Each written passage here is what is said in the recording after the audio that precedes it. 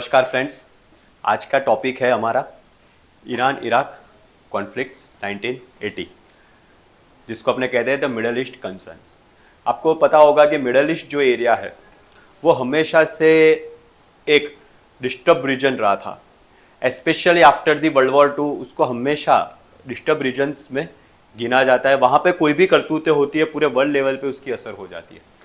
Even आपको पता होगा कि at the time of industrial revolution 1750 की भी बात करूं तो उसके पहले भी आपको पता होगा कि भाई उस एरिया से, ये मिडल ईस्ट रीजन से, इस एरिया से सिल्क रूट भी जाता था, ये एरिया से जो एशिया और यूरोप को कनेक्ट करता था। तो ये भी काफी स्ट्रेटेजिक लोकेशंस थी। यहां पे भी आप देख सकते हो ये रेड सी वाला जो पोर्शन है जो आपको अरेबियन सी को कनेक्ट करता है रेड सी के साथ, ये वाला क्लियर, गल्फ ऑफ एडन वाला, वो भी बहुत ही इंपॉर्टेंट रीजन है, स्ट्रेटेजिक लोकेशन है। सिमिलरली पर्शियन गल्फ है, वो भी बहुत इंपॉर्टेंट स्ट्रेटेजिक लोकेशन है, आप ये देख सकते हो। इसे आज भी इंडिया ने वहां पे अपना पोर्ट रखा है, चाबहार पोर्ट। तो अभी अपने देखेंगे ईरान इराक कॉन्फ्लिक्ट 1980। ये जो वॉर था ईरान इराक का वॉर, वो मैं आपको बता दूं 1980 से लेके 88 तक चला था। 8 साल का ये वॉर था। दोनों ही साइड ने एकदम पर्टिकुलरली बहुत हाई फाइटिंग स्पिरिट दिखाई थी।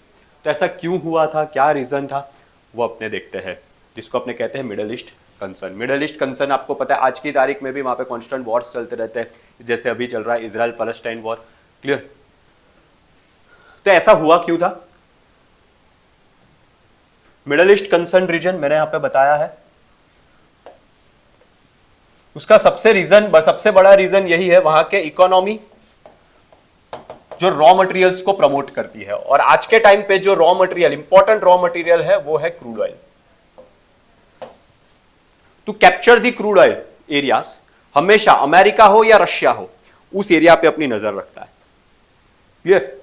दैट्स व्हाई आपको पता होगा कि अमेरिका का बहुत बड़ा कंसर्न रहता है इस एरिया में, क्लियर। हाँ, तो 1988 war, conflict and confusion in the middle east. यहां पे कुछ लोग ईरान के साइड थे, कुछ अरब कंट्रीज ईरान के साइड थी, कुछ अरब कंट्रीज इराक के साइड थी। यहां पे अपने को देखने मिला था कि जो यूनिटी थी, अरब यूनिटी, वो धीरे धीरे कम हो रही थी because of 1980 to 1988 war, Iran and Iraq conflicts. तो अभी अपने सबसे पहले देखेंगे कि रीजन क्या थे इस वॉर के पीछे, मोटिव्स ऑफ द अटैक क्या थे। तो चलो सबसे पहले देखते हैं मोटिव्स ऑफ द अटैक क्या थे। तो आप देख सकते हो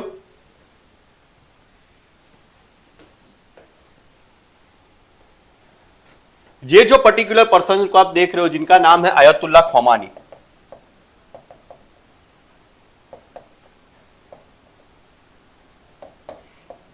नाइनटीन 1979 में ईरान में इस्लामिक रिवॉल्यूशन हुआ था, जिसको अपने कहते हैं, ठीक है, इस्लामिक रिवॉल्यूशन ऑफ ईरान। जहां पे आपको पता था कि भाई ये अयतुल्ला खौमानी के अंडर में इस्लामिक रिवॉल्यूशन आ गया था और वहां पे फाइनली ईरान में थियोक्रेसी की शुरुआत हो गई थी, जो रिलीजियस पॉइंट ऑफ व्यू से गवर्नमेंट चलती है। दैट्स वाई यहां पे रिलीजियस लॉस को काफी स्ट्रिक्टली लागू करने में आया। और ईरान आपको पता है शिया कंट्री है। कौन सी कंट्री है? शिया, है ना। तो यहां पे शियाइट जो लॉस थे वो यहां पे ईरान में लागू करने में आए।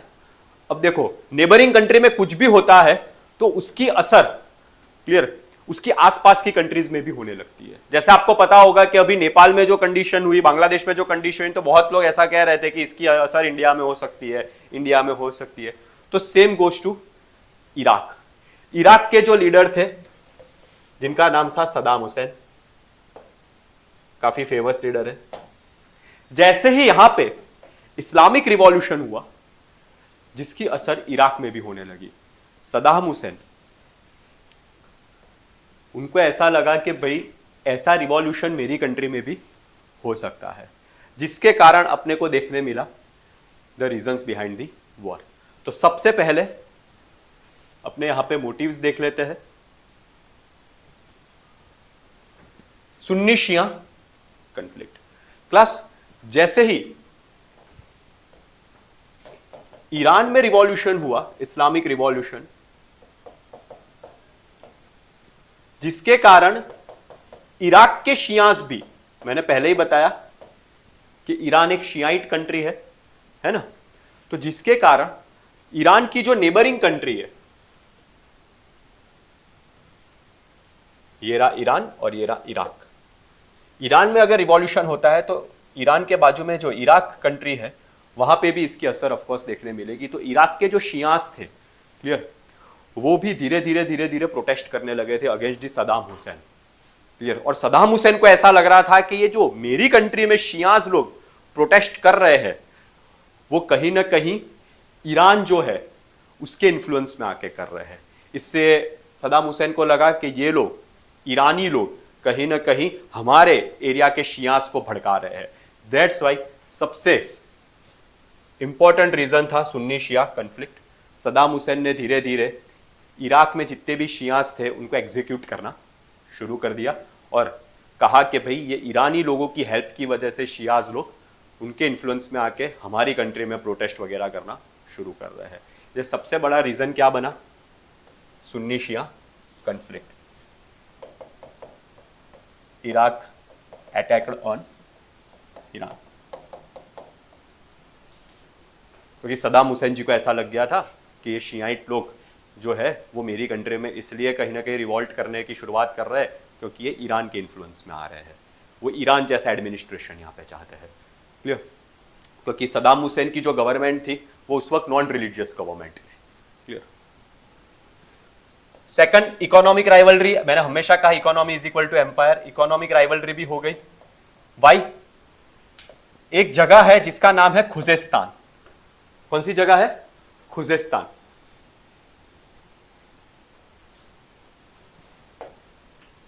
यहां पे इस एरिया में जो ईरान में है आज के टाइम पे भी खुजेस्तान, ये खुजेस्तान है। खुजेस्तान जो ईरान में है आज की तारीख में भी, ये कहां पे है? खुजेस्तान ईरान में है। ये जगह खुजेस्तान नाम की जगह आज की तारीख में भी ईरान में है। लेकिन यहां पे इस प्रोविंस में, खुजेस्तान में, भले ईरान में है लेकिन इस प्रोविंस में अरब्स लोग रहते हैं। कौन रहते हैं? अरब्स लोग। ये खुजेस्तान नाम की प्रोविंस में, ये ईरान में है और यहां पे रहते हैं अरब्स। खुजेस्तान में कौन रहता था? अरब्स लोग रहते थे। जबकि ईरान की जो अदर पॉपुलेशन थी वो थी पर्शियंस। देखो यहां पे बहुत लोगों को डाउट होता है, तो ईरान में पर्शियंस रहते हैं जबकि अदर मिडल ईस्टर्न कंट्रीज में अरब्स लोग हैं। कौन है? अरब्स लोग। तो ये खुजेस्तान नाम की प्रोविंस है, वो भले ही ईरान में है लेकिन खुजेस्तान में अरब्स लोग रहते हैं। इसलिए सदाम हुसैन ने सबसे पहले ये एक्सक्यूज दिया वर्ल्ड लेवल पे कि भाई ईरानी लोग हमारे अरब भाइयों पर अटैक कर रहे हैं, हमारे अरब भाइयों पर अत्याचार कर रहे हैं। जैसे आपको पता होगा ना कि भाई पाकिस्तान भी यही कहता है कश्मीर में कि भाई यहाँ पे जो भारत की सरकार है वो कहीं ना कहीं कश्मीर के मुस्लिम्स को परेशान करती रहती है। तो यहाँ पे भी सेम चीज है कि भी सदाम हुसैन ने यही एक्सक्यूज दिया वर्ल्ड लेवल पे कि भी ईरानी लोग जो है वो खुजेस्तान के अरब्स को परेशान कर रहे हैं क्योंकि ईरानी लोग पर्शियंस है। तो ये सेकंड रीजन हो गया, क्लियर। थर्ड रीजन, ये भी इकोनॉमिक रीजन है, क्लियर। और मैं बता दूं, ये खुजेस्तान में you will find good oil fields. यहाँ पे अच्छी क्वालिटी के आपको ऑयल फील्ड्स भी मिलते हैं। दैट्स वाई सदाम हुसैन की नज़र उस पर भी थी, ऑयल फील्ड्स पे भी थी। हाँ, थर्ड, शत अल अरब वाटरवे। ये वाटरवे है, ये वाटरवे एक्चुअली किस तरह बनता है? दो नदी है मिडल ईस्ट में, tigris and Euphrates. Tigris and Euphrates का जो कॉन्फ्लुएंस होता है उसके थ्रू ये वाटरवे बनता है जो पर्शियन गल्फ में है, क्लियर। यहाँ पे देखो, यहाँ पे लिखा है अरेबियन गल्फ, क्लियर। तो यहाँ पे ये वाटरवे है, ये एक्चुअली ईरानी लोग भी यूज करते थे, इराकी लोग भी यूज करते थे। दोनों ही लोग ये वाटरवे को यूज करते थे 1975 की ट्रीटी के तहत। कौन सी ट्रीटी बेटा? 1975 ट्रीटी थी जिसमें दोनों ही कंट्री ने कंसेशंस किए थे कि भाई हाँ, ये जो वाटरवे है वो हम दोनों कंट्रीज यूज करेगी। सदाम हुसैन ने कहा नहीं, ये हमारा एरिया है, और यहाँ पे अटैक करना शुरू किया और इसको पूरी तरह कैप्चर करना शुरू किया, क्लियर। हिटलर ने भी, आपको पता है, बहुत टाइम पहले यही किया था। राइनलैंड जैसे इलाकों को धीरे धीरे कैप्चर करना शुरू किया। Same goes to here. और सदाम को यह भी लगता था कि भाई 1975 में 79 में, सॉरी, मैंने अभी बात की 1979 में ईरान में इस्लामिक रिवॉल्यूशन हुआ था। कौन सा रिवॉल्यूशन?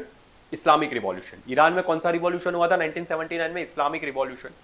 दैट्स वाई ईरान की इकोनॉमी डाउन हो गई है, और जहां पे इकोनॉमी डाउन हो जाती है वहां पे उसकी आर्मी भी डाउन हो जाती है। क्लास पगार कहां से दोगे? वेपन्स अच्छे कहां से खरीदोगे? तो सदाम हुसैन का ऐसा ओवर कॉन्फिडेंस था कि ईरान क्योंकि वीक हो गया है because of constant revolution and that, तो मैं इसको आसानी से हरा दूंगा। लेकिन ऐसा हुआ नहीं। ठीक है, भले ही वर्ल्ड लेवल पे ऑन पेपर पे इराक ज़्यादा पावरफुल लग रहा था, लेकिन ईरान ने भी यहाँ पे अच्छी फाइट दी थी।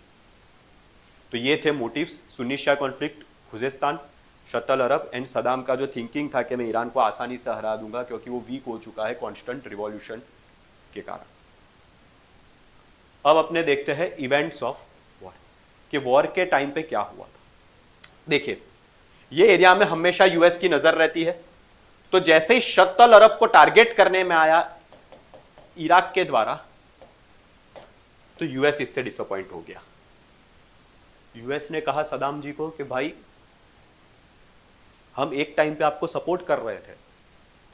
यूएस ने ही एक टाइम पे सदाम हुसैन को सपोर्ट किया था, तो ईरान जैसा रिवॉल्यूशन हर जगह रोकने के लिए, ईरान जैसा इस्लामिक रिवॉल्यूशन पूरे मिडल ईस्ट में ना आ जाए, दैट्स वाई यहाँ पे एक टाइम पे अमेरिका का सपोर्ट था सदाम हुसैन को। लेकिन यहाँ पे अमेरिका भी नाराज हो गया, क्योंकि अमेरिका को ऐसा था कि अगर आप वाटरवेज और ट्रेड वाले एरियाज पे कॉन्स्टेंटली अटैक करते रहोगे तो ट्रेड डाउन हो जाएगा, और ट्रेड डाउन हो जाएगा तो अमेरिका को क्रूड ऑयल सप्लाई कम हो जाएगी, और क्रूड ऑयल सप्लाई कम हो जाएगी तो इकोनॉमी डाउन हो जाएगी। तो ये पूरा लिंक था कि भाई अमेरिका भी यहाँ से नाराज हुआ था। वैसे अमेरिका एक टाइम पे सदाम हुसैन को सपोर्ट कर रहा था अगेंस्ट द ईरान, लेकिन यहाँ पे अमेरिका नाराज हुआ। क्लियर? ईरान को हेल्प आ रही थी चाइना एंड नॉर्थ कोरिया से। आपको पता है चाइना और नॉर्थ कोरिया हमेशा अमेरिका के खिलाफ रही है, तो क्योंकि एक टाइम पे अमेरिका इराक को सपोर्ट करता है, तो चाइना और नॉर्थ कोरिया ऑफकोर्स किसको सपोर्ट करेगी? ईरान को। क्लियर? लेकिन सदाम हुसैन के एटीट्यूड से आने वाले टाइम पे यूएस भी नाराज हो जाता है। एक टाइम पे भले ही सपोर्ट कर दिया था यूएस ने, क्योंकि यूएस चाहता था, मैं अभी भी कह रहा हूँ, यूएस चाहता था कि ईरान जैसा जो इस्लामिक रिवॉल्यूशन है वो पूरे मिडल ईस्ट में फैल गया, तो कहीं ना कहीं क्रूड ऑयल जो हमारे हाथ में आना चाहिए, क्लियर, वो हमारे हाथ में अच्छे से नहीं आ पाएगा। फिर confusion in the Arab world, इससे क्या हुआ? कंफ्यूजन हुआ पूरे अरब वर्ल्ड में, अरब यूनिटी जो थी वो धीरे धीरे डाउन हो गई। क्लियर? जैसे the countries like Saudi, UAE, ये जितनी भी कंट्रीज थी, ओमान वगैरह, ये कंट्रीज इराक को सपोर्ट कर रही थी। किसको? इराक को। क्लियर? और अदर जो मिडल ईस्टर्न कंट्रीज थी जैसे इजिप्ट वगैरह है, वो ईरान को सपोर्ट कर रही थी। तो यहां पे अरब यूनिटी धीरे धीरे अपने को कम देखने मिली, और क्योंकि अरब यूनिटी कम देखने मिली तो दैट्स वाई इजराइल पैलेस्टाइन का जो इश्यू था, क्लियर, उसमें इजराइल पावरफुल होता रहा। उसका रीजन ये की था कि भाई इन लोगों का ध्यान जो है, अरब्स का ध्यान जो है, वो इजराइल पैलेस्टाइन के इश्यूज से हटके ईरान इराक वॉर में लग गया। क्लियर? दैट्स वाई 1980 में जो अम्मान, जॉर्डन में एक अम्मान नाम का एरिया है, वो डिक्लेरेशन होने वाली थी, लेकिन इसमें कोई खास फायदा अरब्स को हुआ नहीं था। ये डिक्लेरेशन इसलिए करने वाले थे ये लोग कि भाई इजराइल और पैलेस्टाइन के इश्यूज को सॉल्व कैसे किया जाए, लेकिन पूरा ध्यान कहाँ पे चला गया? ईरान इराक कॉन्फ्लिक्ट्स में। क्लियर? पूरे मिडल ईस्ट में कहीं ना कहीं माहौल गर्मा गया था। उसके बाद इराक का कांस्टेंट अटैक रहा ईरान के ऑयल्स पे। अब जैसे ही ऑयल की चीज आती है ना, ऑयल की, अमेरिका को अच्छा नहीं लगता। अमेरिका कहता है भाई तुम लड़ो मरो कुछ भी करो, क्लियर, लेकिन प्लीज इसको, इस चीज को हाथ मत लगाओ, क्योंकि इस चीज को हाथ लगाना, ऑयल को हाथ लगाना मतलब इकोनॉमी को टारगेट करना, और अमेरिका आपको पता है इकोनॉमी के लिए बहुत ही कैपिटलिस्ट इकोनॉमी है, तो बहुत ही कंसर्न रहता है। तो इराक ने धीरे धीरे ईरान को टारगेट करना, ईरान के ऑयल्स को टारगेट करना शुरू किया, और ईरान ने भी सामने, ठीक है, काउंटर जवाब दिया उनको। यहाँ पे मैंने लिखा है यूएस ने सदाम को कहा भी था कि आप डीएस्केलेट करो, लेकिन उस वक्त सदाम जी ने डीएस्केलेट किया नहीं था। इसलिए जिसके कारण एक टाइम पे जो यूएस इराक को हेल्प पहुंचा रहा था, धीरे धीरे यूएस ने उस टाइम किसको हेल्प पहुंचानी शुरू की? ईरान। यूएस को पता चल गया कि ये भले ही मेरा इंसान है लेकिन ये मेरी बात नहीं मान रहा, तो इसको हटाओ। ईरान को हेल्प करना धीरे धीरे शुरू किया। क्लियर? तो ये थे इवेंट्स ऑफ वॉर। एक टाइम पे भले ही यूएस इराक को सपोर्ट कर रहा था। इंटरनेशनल रिपरकशंस क्या हुए? मैंने पहले ही बताया, जॉर्डन समिट, अमान समिट जिसको कहते हैं, अमान कॉन्फ्रेंस, ये फेल हो गई। क्लियर? अरब यूनिटी अपने को देखने नहीं मिली, मिडल ईस्ट यूनाइटेड नहीं रहा। दैट्स वाई इनका ध्यान जो है वो इजराइल पैलेस्टाइन से डाइवर्ट होके कहां पे चला गया? पर्शियन एरिया में। ठीक है, यहां पे लिखा है the whole thing was diverted from Israel to Iran Iraq war. फिर वेस्ट ऑयल सप्लाई डिस्टर्ब हो गई। मैंने पहले ही कहा ना, अमेरिका बहुत नाराज हुआ क्योंकि हर जगह अटैक चल रहे थे, जो क्रूड ऑयल के सप्लाईज थे वो कम हो गए। आपको पता है जब भी वॉर होगा तो ऑयल सप्लाईज कम हो जाएंगे, इकोनॉमी डाउन होने लगेगी। ठीक है, तो अभी अमेरिका इस चीज के सपोर्ट में नहीं था क्योंकि ऑलरेडी अभी ये जो एरा चल रहा था वो कोल्ड वॉर का चल रहा था, और अमेरिका को डर था कि कहीं वेस्ट ऑयल के सप्लाईज कम होने लगे। ठीक है, यूरोप के सप्लाईज कम होने लगे, ऑयल सप्लाईज, अमेरिका में भी ऑयल आना कम हो गया तो हम वीक हो जाएंगे, और हम वीक हो गए तो कोल्ड वॉर में हमारी हार हो जाएगी सोवियत यूनियन के सामने। कॉन्स्टेंट ऑयल फ्लीट्स इराक और ईरान दोनों को दे रहे थे, इसलिए अमेरिका को लगा कि भाई कुछ भी करके दोनों को शांत करना होगा। यहाँ पे लिखा है non religious government of Arabs were disturbed.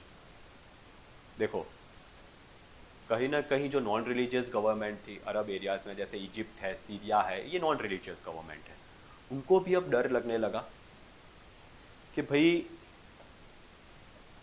कहीं ये चीज़ें बढ़ गई और कहीं यहाँ पे ईरान अगर जीत जाता है। कौन जीत जाता है? ईरान। ईरान तो रिलीजियस पॉइंट ऑफ व्यू से चलता है। किससे चलता है? रिलीजियस पॉइंट ऑफ व्यू से चलता है ईरान तो, क्योंकि 1979 के रिवॉल्यूशन के बाद ये रिलीजियस पॉइंट ऑफ व्यू से चल रहा था। तो कहीं ईरान जीत जाता है तो इसकी असर हमारी कंट्रीज में भी पड़ेगी। हमारी यहाँ की पब्लिक भी धीरे धीरे, जो रिलीजियस कंजर्वेटिव लोग होते हैं वो ऐसी डिमांड करेंगे कि वापस से हमारे यहाँ भी थियोक्रेसी लाइए, रिलीजियस कानून बनाइए।